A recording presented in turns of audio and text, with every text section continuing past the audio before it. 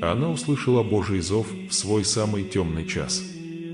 Меня зовут Ирина, и мне 56 лет. Хотя в детстве я была крещена в православии и время от времени посещала церковь, моя вера постепенно исчезла из моей жизни по мере того, как накапливались повседневные мелочи. Пока однажды судьба не нанесла мне тяжелый удар, мой муж не погиб в результате трагического несчастного случая. Я чувствовала, что мой мир мгновенно рухнул, оставив в моем сердце пустоту, которую ничто не могло заполнить.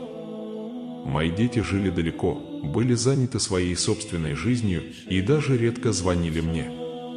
Одиночество и беспомощность поглощали мои дни, делая мою жизнь бессмысленной, и я начал верить, что смерть может быть моим единственным спасением. Однажды холодной дождливой ночью я металась взад и вперед по своему дому. Дождь за окном лил бесконечно, и также бесконечна была боль в глубине моего сердца. Я стояла перед стулом с зажатой в руке веревкой и чувствовала, что мое сердце заполнено лишь пустотой. Я завязала веревку, встала на стул и посмотрела в потолок, думая о том, что покончить с жизнью – единственный способ избавиться от этих мучений. Как раз в тот момент, когда я собиралась сделать последний шаг, в дверь неожиданно позвонили. Звук был особенно пронзительным в ночной тишине и напугал меня.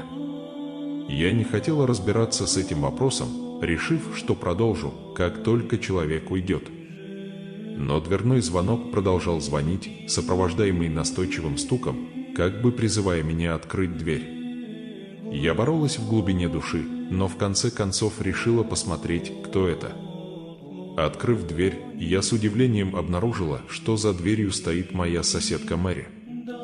Мы редко общались, поэтому ее появление было неожиданным и привело меня в изумление. Зайдя в дом, Мэри рассказала мне, что в тот день она чувствовала необъяснимое беспокойство, какая-то непреодолимая сила заставляла ее заглянуть ко мне.